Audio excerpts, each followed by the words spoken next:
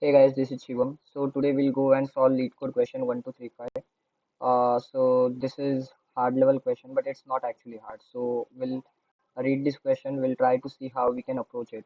Okay. So what this question says is basically like you will be given a like series of jobs. So like here you can see there are multiple jobs which you will be given with. So what exactly the things will be given for the job? It's like you will be given with what is the start time of particular job, what is the end time of a particular job, and what profit you will get if you do that job. Okay. And there is one more condition is which is like at a one time you can just do one job.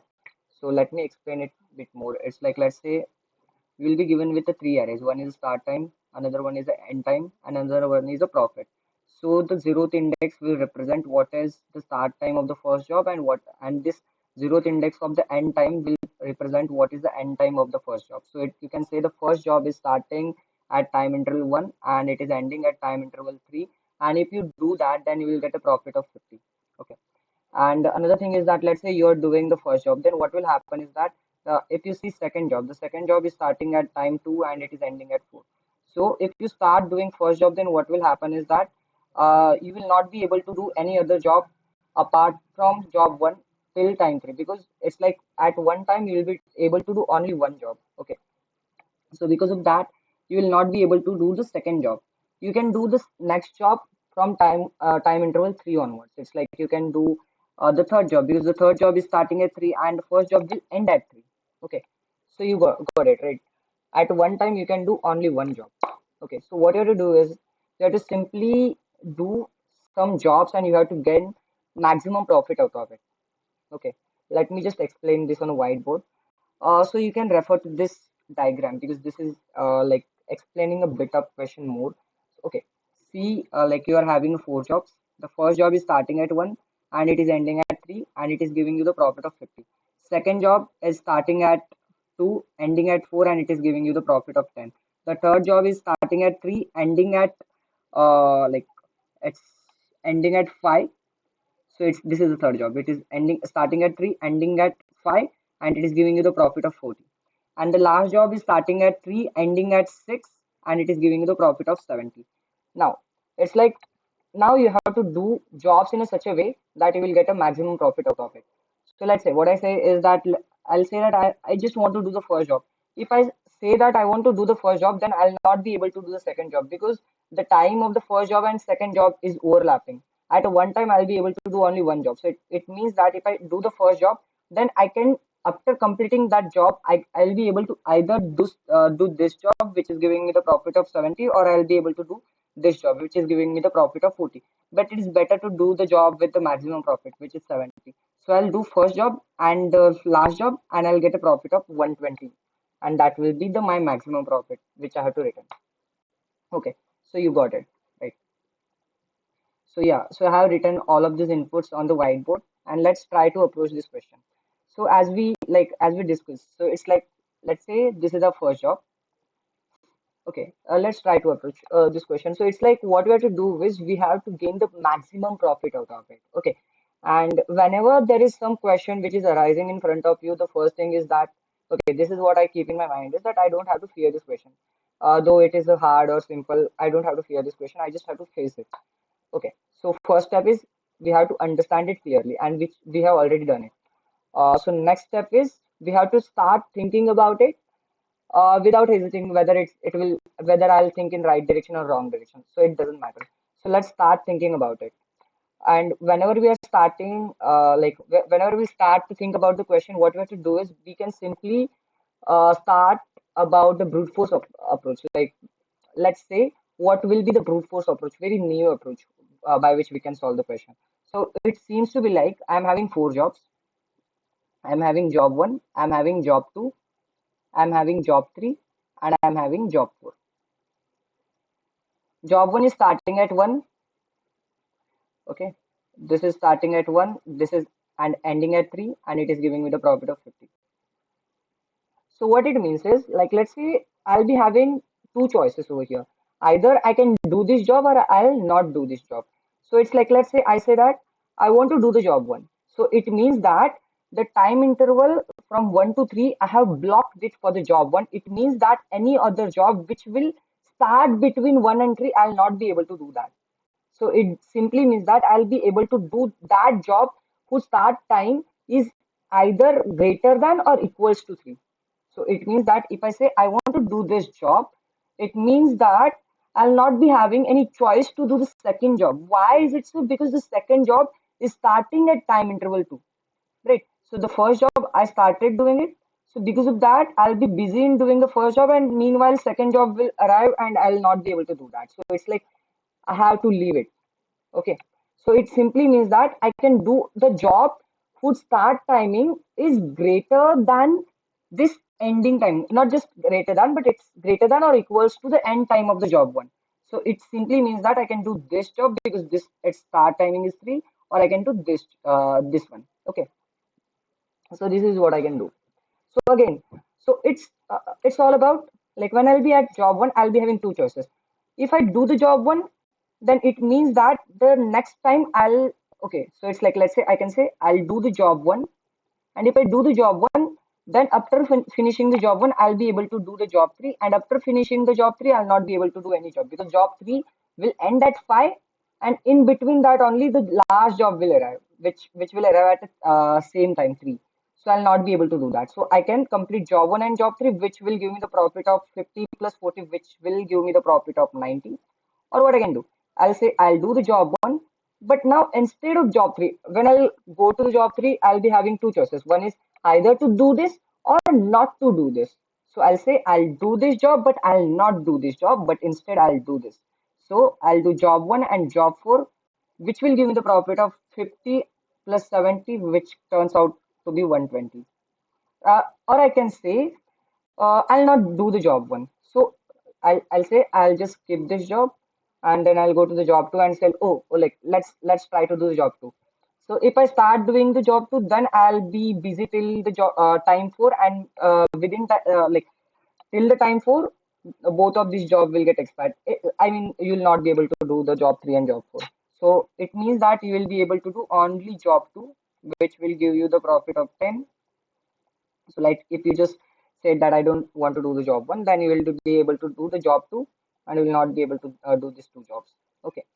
Or you can say I'll not do the job 1, I'll not even do the job 2, I'll do job 3. And if you pick the job 3, then you will not be able to do the job 4. It means that you will get a profit of 40.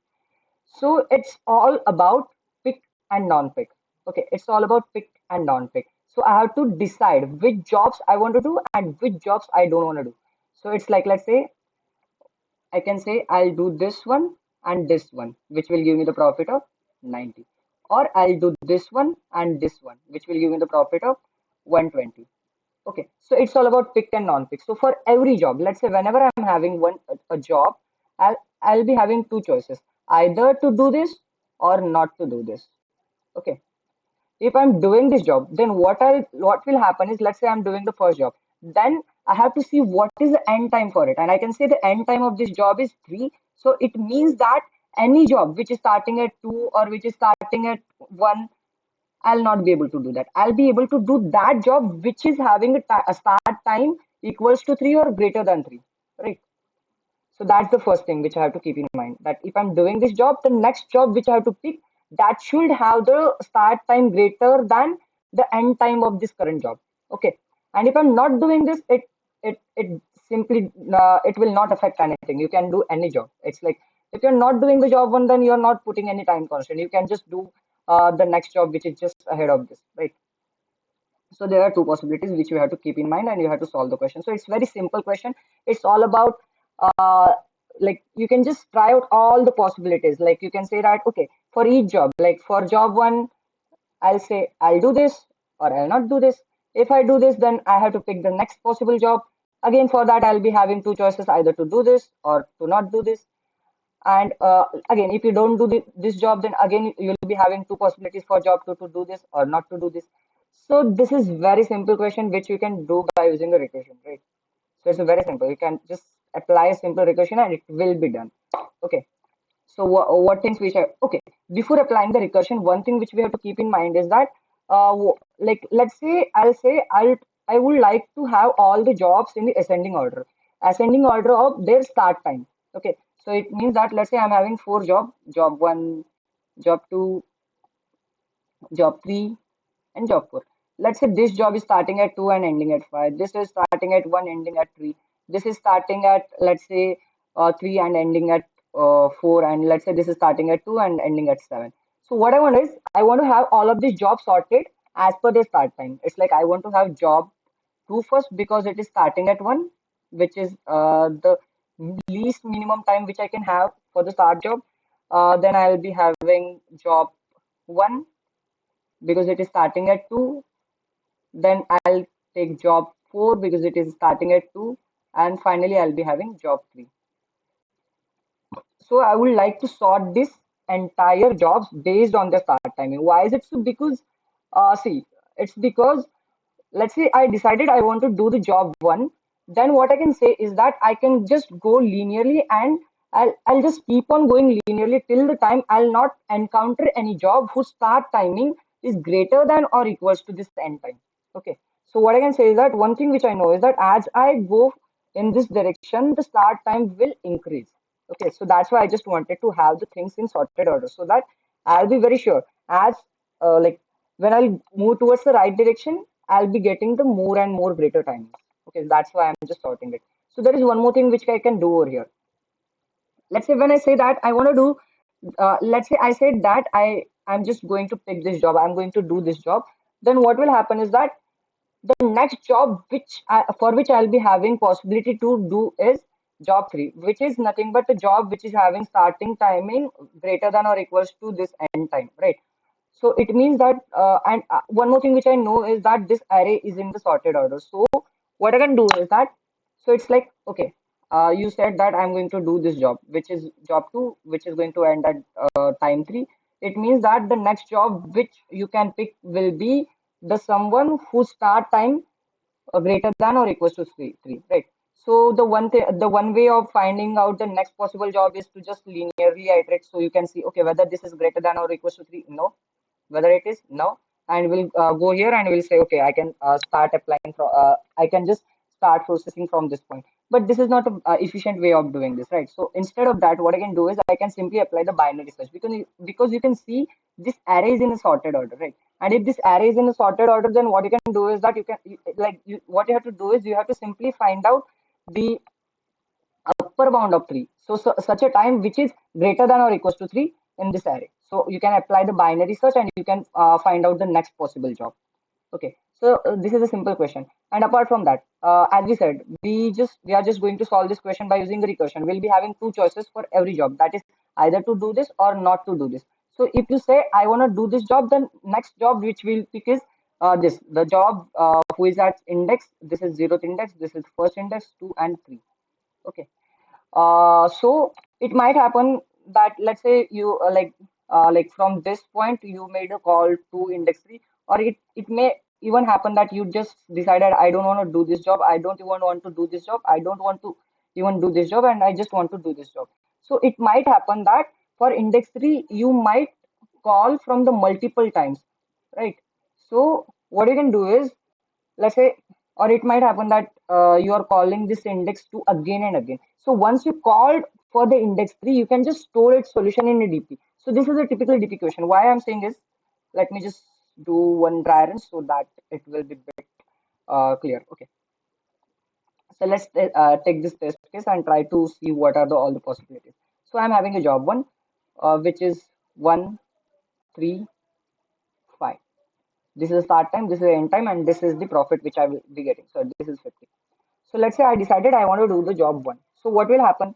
So if I say I want to do the job 1, it means that I want to search for the next job whose start timing is greater than or equals to 3. It means that I'll be having some choice on index 2. So currently I'm at index 0. So let me just add index as well. So initially I was at index 0 and I decided I want to do this job. Then if I decided that I want to do this job, then it means that I'll not be able to do the job which is at index 1, but I'll be able to do the job which is standing at index 2. So then I'll just make a call to index 2, who is having start time of 3, end time of 5, and the profit of 40. And here I'll be having two choices, either to do this job or not to do this job. So let's say I said that I want to do this job. If I want to do this job, then like I'll not be able to do any other job apart from this because this will end at 5 and there is no such a job whose timing start time is greater than or equals to 5. So simply I can't do any other job if I just pick it. Okay. So if I pick it, then there is no choice. If I don't pick it, then what will happen is that I'll be able to do this job, which is standing at index 3. So I'll be able to the job which is standing at index 3, whose start time is 3, end time is 6, and whose profit is 70. I'm basically talking about this job. Okay, apart from this, so this was the first thing which, so one way is to do this job and this job, second way is to do this job, not to do this job, and to do this job. Okay, then what will be the other possibilities? Other possibility might be you will not, you will say I just don't want to do this job, so you will go to the index 1 and you will give choices to index 1. Hey, index 1, do you want to do this job or not? So index 1 says that yes, I just want to go ahead with this. So if I say I want to pick this job, then I'll not be able to do any other job because both of these jobs, their start timing is 3 and which is less than this 4, right? So I'll not be able to do any job. So it means that second possibility is to just do the job 2 alone. Or you can say, okay, I'll not do the job 1, not even job 2, and I'll make a call to job 3, sorry, job which is standing at 2. So you can see that this job 2, like, you're making this call again. So you have already made the call to index 2 over here, and you are making the call to index 2 again over here, right? So you are making the duplicate call. So what I can do is that when I made a call to index 2, I'm asking the index 2, hey index 2, what maximum profit you can give. And if let's say it says that I can give you the maximum profit of 40. So when you make a call to this index 2 again, so you don't have to make this recursive call again.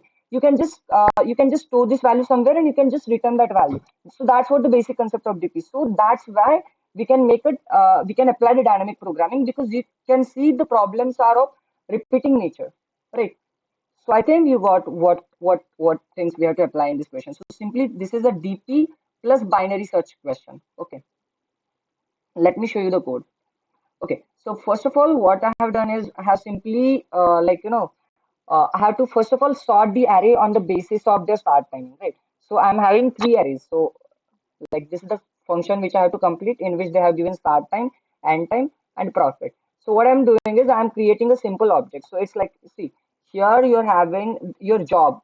Your job is like your job is made up of three things. One is start time, end time, and profit. So I have created one job class. So just let me draw it. So I have created one class job because in the job I'll be having three things: 1, 3, 50. So this will be your job object, which will be having three things: the start time, end time, and the profit. The second job will be having 2, 4, and 10. And then I have to sort these job objects on the basis of their start timing, right? So that's why, see, I have created one job class which will be having start time, end time, profit. This is the constructor. I'll pass start time, end time, profit, and it will create a job object. Once you get the job, okay. So what I'm doing is I'm just iterating over all of these three arrays and I'm creating the job objects. And I'm storing all of the job object in one array of the jobs. Once I have created this job array, I'm sorting those job array on the basis of their start timing. Once I have done this, I am just like I have created one DP array so that I can just store the solution. Like I don't have to make the repeated call again and again. So that's why I have created one DP array which will store, like let's say DP of 1 will store what the maximum profit which I can get from the index 1. Okay.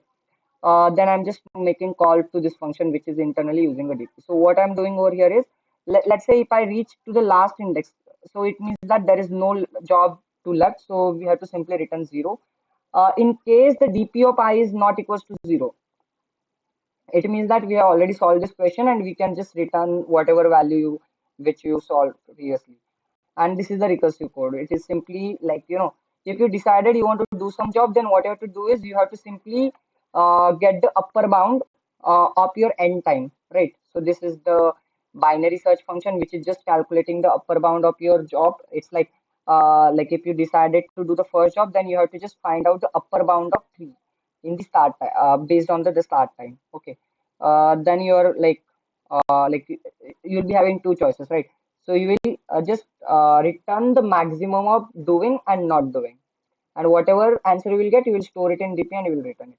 So that's what the solution is. Okay. So I think you got it. Thanks a lot. Thanks for watching this video. Bye.